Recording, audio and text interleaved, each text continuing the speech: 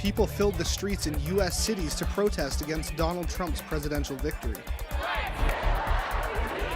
And work as hard as we can to make sure that this is a successful transition for the president-elect. President Barack Obama is meeting with Donald Trump today at the White House. Trump arrived in Washington earlier this morning. Both men have been charged with second-degree murder. Toronto police arrest 2 men in connection with a murder last weekend in Little Italy. Hi, and welcome to Humber News. I'm Tyler Bloomfield, coming to you from our newsroom here at Humber College North Campus. There have been protests throughout the U.S. overnight against Donald Trump's presidential election win. Angry picketers shut down highways and roads in several cities. We reject the president-elect! We reject! Thousands of furious protesters gathered in New York, Chicago, Boston, Seattle, and outside the White House. Even high school students in LA rallied during the day to protest the president-elect. From coast to coast, the message was loud and clear. They want Trump dumped. He is a racist, he is a sexist, and he does not deserve to run our country. According to witnesses, protesters in Oakland, California burned trash on the road, smashed store windows, and threw objects at police. Officers responded by throwing chemical irritants at the protesters. President Barack Obama is meeting with President-elect Donald Trump at the White House this afternoon to discuss a peaceful transition of power. Donald Trump is at the White House to take his first look at the Oval Office as president-elect. President Obama invited Trump for a customary face-to-face the day after the election. Trump said that their meeting was only supposed to be about 10 minutes, but they ended up talking for more than an hour. They addressed the media after the meeting. We discussed a lot of different situations, some wonderful and some difficulties. The two have a past of trading insults, and Obama was vocal in his support for Democratic nominee Hillary Clinton. Meanwhile, 40 years after his father's historic visit, Justin Trudeau will make a trip to Cuba next week. Canada hopes the visit will strengthen ties with the island nation. The Prime Minister will meet with Cuban President Raul Castro, who took over for brother Fidel in 2008. Cuba's ambassador to Canada says Trudeau may have an opportunity to meet Fidel during his visit. Pierre Elliott Trudeau made history in 1976 when he became the first NATO leader to visit Cuba since its revolution.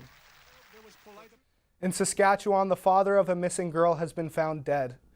An Amber Alert for Nia Eastman was announced earlier this morning. RCMP say her dad died of self-inflicted injuries. Police say she was taken by her father, Adam J. Eastman, who shared custody with the girl's mother. According to RCMP, Nia was supposed to be returned home Wednesday evening. She's about 3'11", weighs 50 pounds, and has blonde shoulder-length hair.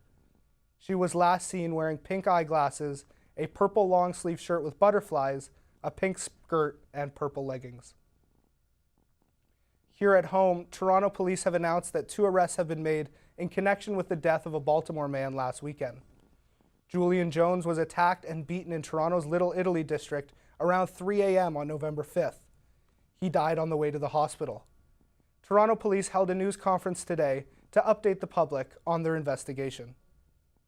Witness participation is a catalyst that allows me to stand here before you today and advise you that on Wednesday, November 9th, 2 persons were taken into custody without incident. They are Kenneth Ormorogby, 25 years of Toronto. I can spell that for you if you like. And Kamari Folks, 24 years of Toronto. Police have asked the media to not share images of the accused men, saying that the investigation hasn't finished. There is still one suspect at large. Police thank businesses in the area and witnesses who helped during the initial investigation. It's the 58th homicide in Toronto in 2016. CBC News is reporting that 2 Oakville brothers died after their car plunged into a Mississauga pond. They were 20 and 22 years old. In a Facebook post, an older brother says they managed to escape out of the sunroof, but were not strong swimmers. They were missing since last Friday.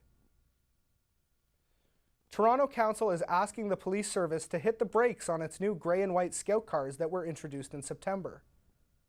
Councillor Michael Thompson says the color scheme makes police harder to approach, which compromises efforts to improve community relations.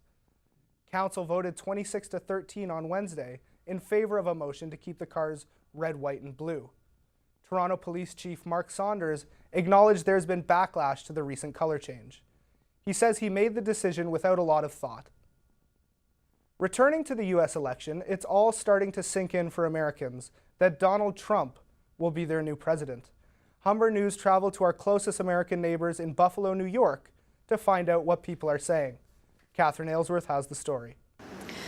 It's a dreary day in Buffalo, and the streets of downtown are fairly quiet. After a long and late night, Donald Trump is officially elected to be the 45th president of the United States, despite Clinton winning the popular vote. In Buffalo, New York, some voters were excited about the new face of the country. I honestly was expecting it to go in the other direction, but I'm very satisfied with the turnout. While others just wanted change to be seen. Hopefully a lot of change. Hopefully Obamacare will be broken down, a lot more protection in our churches to preach and speak freely. Some are worried about the decision America made.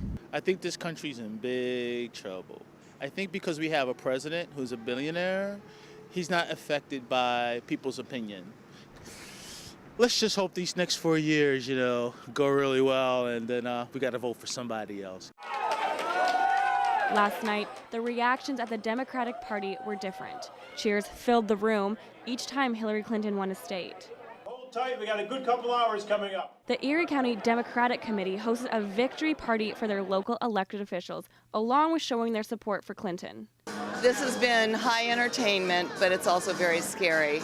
What's disconcerting is not so much about him, it's that there are so many people that share his thinking. In attendance were family, friends, and volunteers who helped out during the election season. Guests watched as the night went on, growing more concerned as each state's poll were counted. Democratic signs and balloons covered the walls, but tensions were high as Clinton and Trump were neck to neck. Considering this is one of the most bizarre elections in our history, I am a registered Democrat. Not that I vote Democratic, but I just think the Republican candidate is the worst candidate that's ever run for president in the history of the United States. That's just my opinion.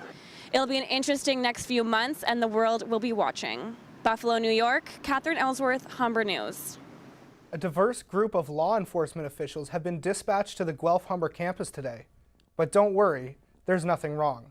They're just here to showcase the many careers available to law enforcement students and do some recruiting too.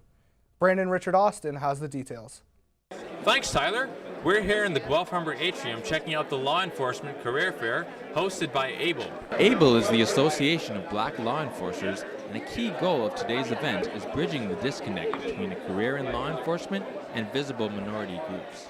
I think the disconnect happens because of the fact that a lot of the youths or the visible minority are in areas where there is not the focus on dealing with law enforcement issues. So it's getting into those areas and speaking with them and telling them it's okay to be a police officer or it's okay to be a firefighter. It's not that negative. ABLE invited a number of law enforcement agencies to the event, including the RCMP.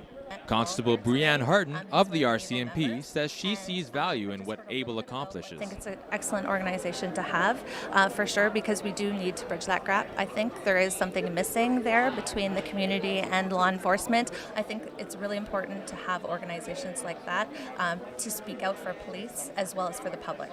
Sergeant Jordash Young says the Canadian Armed Forces is working to combat racial stereotypes among its recruitment. My partner's Aboriginal. I'm from India, Indian descent. Yesterday I was at another event. My partner is a female who was white. We don't look at each other as what the stereotype is, like whatever race, ethnicity, creed, color. We are the Canadian Armed Forces. Okay, it's as simple as that. ABLE's career fair runs until 4 p.m. today. Humber News, Brandon Richard Austin. Today, the Humber College community comes together to celebrate Muslim culture. The Muslim Students Association makes the event both educating and entertaining. Our reporter Alouin Navarro-Fenoy has the story. The Humber Muslim Association are setting up an event called Day Fair, which is about spreading awareness on the Muslim culture. Students can play ping pong, Jeopardy, and have a cup of hot chocolate while learning about Muslim culture. It's just a way for other students to learn about Muslims because there's a lot of like negative vibes going around nowadays in the media and everywhere. And so we want to clear up like what it means to be Muslim, and we want to do it in a way that it's fun. Media Foundation student Shahan Alam is at the day fair to take pictures and share his knowledge about the culture. We want to get the right word out because there's a lot of things happening all around the world, and people are misunderstanding so many aspects of religion. Not just one religion, most religion, and people seem to be stepping away from that. And we appreciate Humber giving us the chance to practice our faith. The Muslim Association says it's important to spread the word, especially now, with all the current events happening in the world. As we know, like Donald Trump became president, and like he's been very negative about Muslims, and like he's been saying like, oh, we're gonna ban Muslims, but we want like everyone to know that we're not bad. We're not like what the media says we are. Alwyn Navarro-Fenoy, Humber News.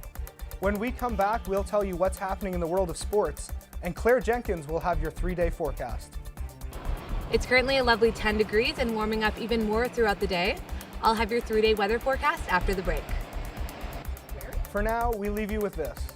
2 baby panda twins are making their debut today. They're celebrating their 1-month birthday. They have been active in their incubators and are starting to grow black fur. The 2 are being closely monitored by zookeepers.